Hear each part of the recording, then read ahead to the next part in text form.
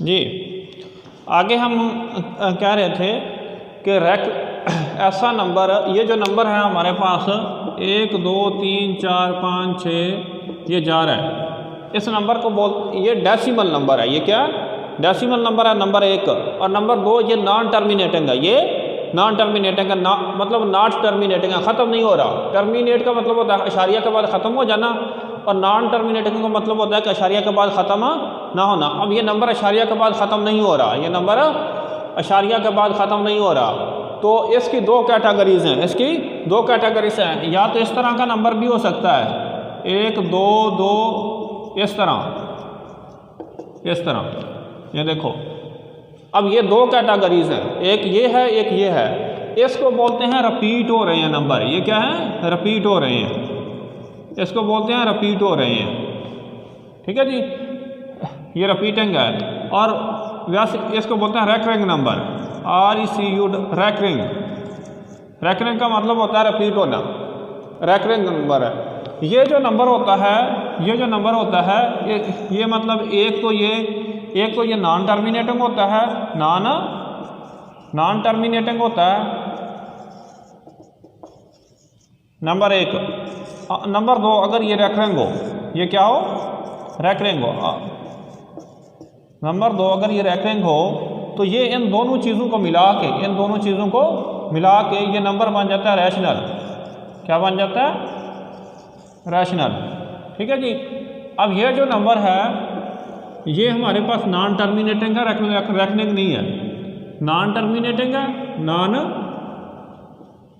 Non terminating है, light पड़ रही है।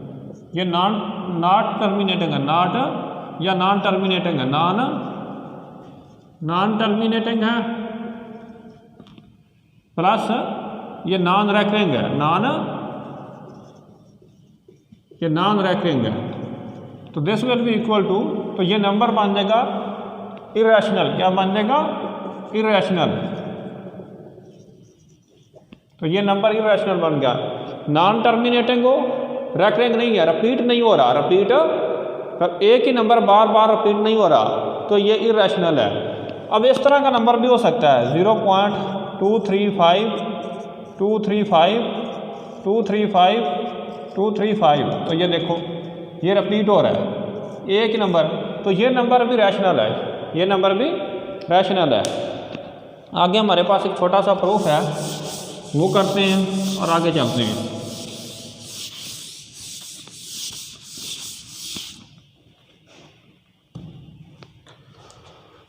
प्रूफ ये है, अब एक बात ये है कि ये अगर मैं लिखूँ 4/8 तो ये P है और ये Q है। तो P बराबर है 4 है और Q बराबर है 8 है। तो ये नंबर बिलोंग टू Z, और ये नंबर 8 भी Z में है, 8 भी Z में है, चेक कर सकते हैं। और Q नॉट इक्वल टू 0। अब ये नंबर जो है ये रैशनल है, 4/8 रैशनल है।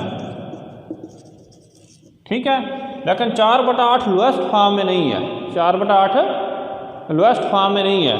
लोएस्ट फॉर्म में होने का मतलब ये है कि इनके दरमियान कॉमन कोई नहीं होना चाहिए। मतलब ये है कि इस और इसका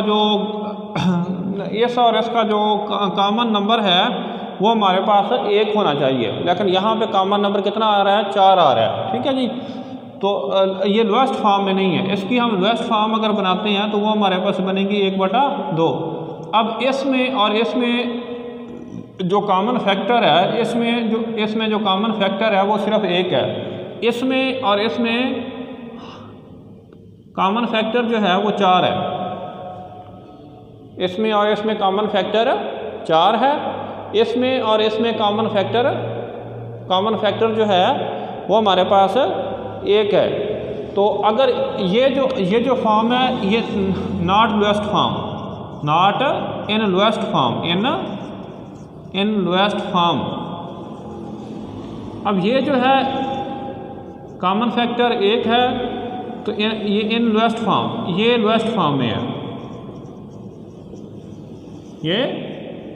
ये हमारे पास लोएस्ट फॉर्म में।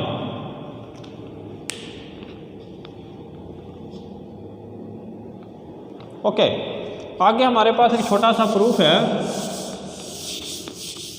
हमने ये प्रूव करना है कि 2 square root is a rational number. हमने ये प्रूव करना है कि 2 square root is a rational number. ये हमारे पास ये प्रूव कर माजरा से ये प्रूव करना है इर्रेशनल नंबर। ये प्रूव करना है क्या? Irrational number. ये हमें पता है कि 2 स्क्वायर रूट जो है वो इर्रेशनल नंबर है।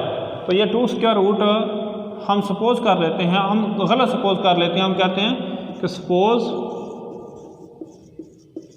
2 square root is a rational. हमने ये सपोज कर लिया कि 2 स्क्वायर रूट क्या है? रैशनल है।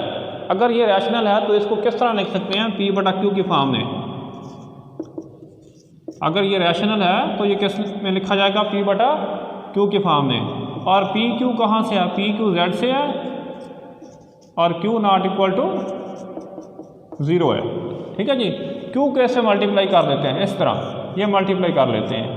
तो P equal to 2 Q 2 square root. ठीक है जी। अब दोनों तरफ हम स्क्वायर लेते हैं। इधर भी स्क्वायर लिया Q 2 स्क्वायर रूट, इधर भी स्क्वायर लिया। तो ये आ जाएगा हमारे पास 2 स्क्वायर रूट का स्क्वायर और डॉट Q का square. This will be equal to P का स्क्वायर।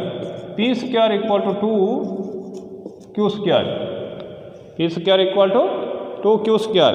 तो आप यहाँ पे नोट फरमाएं, ये हमारे पास आ रहा है P square equal to 2 Q square.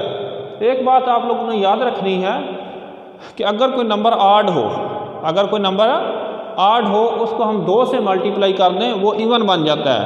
Even number क्या होता है? जो 2 पे तकसीम हो जाए। इवन नंबर क्या होता है? ये 4 इवन है क्योंकि ये 2 पे तकसीम हो जाता है। ये देखो 2 जवाब आ गया। 0 इवन है, 0 इवन है क्योंकि ये 2 पे तकसीम हो जाता है। 10 इवन है क्योंकि ये 2 पे तकसीम हो जाता है। 3 इवन नहीं है क्योंकि ये 2 पे तकसीम नहीं होता, 2 पे ये डिविजिबल नहीं है। ओके, अब ये देखो जिस नंबर को हम 2 से मल्टीप्लाई कर दें वो नंबर इवन हो जाता है, वो नंबर इवन हो जाता है। ये 3 है, इसको 2 से मल्टीप्लाई करो, क्या आ जाएगा? अब ये नंबर इवन है क्योंकि ये 2 पे तकसीम हो जाता है। अब ये जो है ये इवन नंबर है। ये टोटल क्या बन गया? इवन नंबर बन गया। Since 2Q square is even. अब ये नंबर क्या? इवन है। तो दिस इम्प्लाइज ये इवन है तो ये P स्क्वायर क्या होगा? Even as even. अब एक बात आपने याद रखनी है, अगर किसी नंबर का स्क्वायर इवन हो, किसी नंबर का स्क्वायर इवन हो, वो नंबर खुद इवन होता है। वो नंबर ये वाला P जो है ये खुद इवन होगा। वो किस तरह? P is even, P is even. अब किस तरह ये हम लोग बता सकते हैं? अब ये देखो 6 का स्क्वायर 36 आया। ठीक है, इसका जो स्क्वायर है वो इवन है।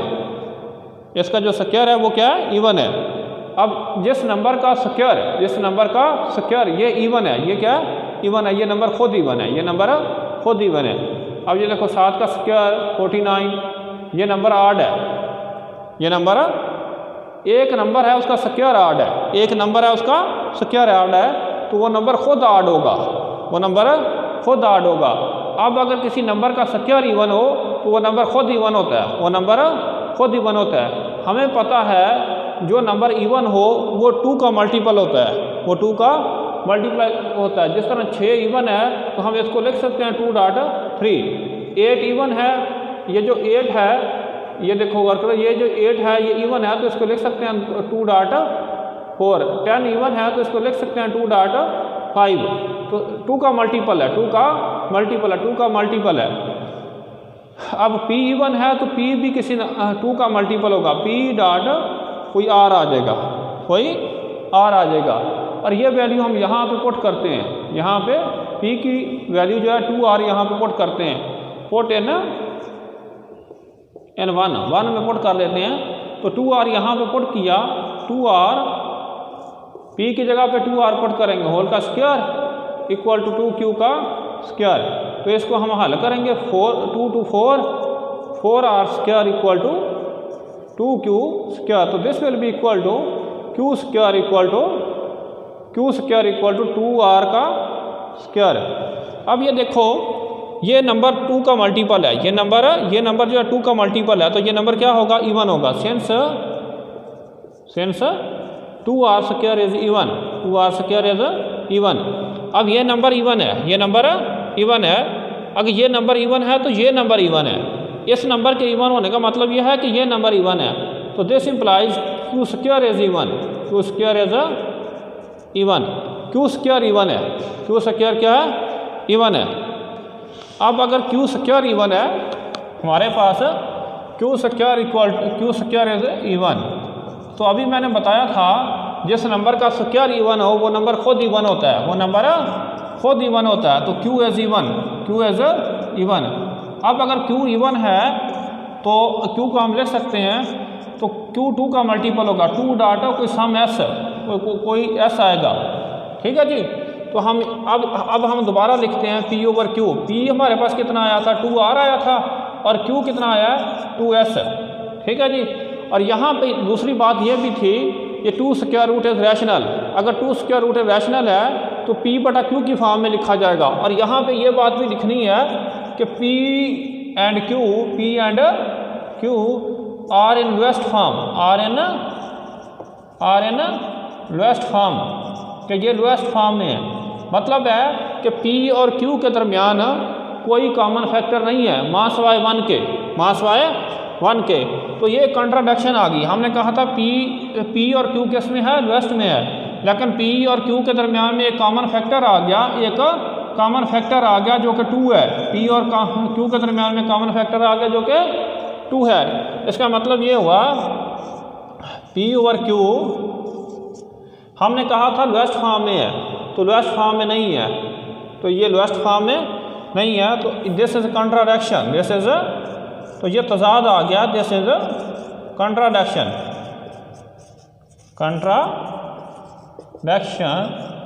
तो ये हमारी बात गलत हो गई है। हमने कहा था p और q, ठीक है, तो this implies p over q, हमने जो सपोज किया वो गलत है।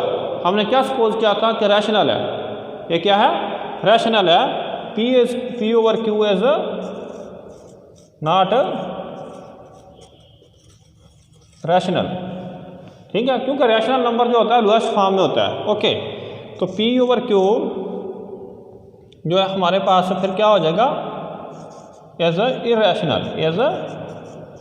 इरेशनल। अब अगर इरेशनल है तो p ओवर q की वैल्यू क्या है, p ओवर q जो है, p ओवर q किसके इक्वल था, p ओवर q इक्वल था 2 स्क्वायर रूट के, 2 स्क्वायर रूट इज इरेशनल।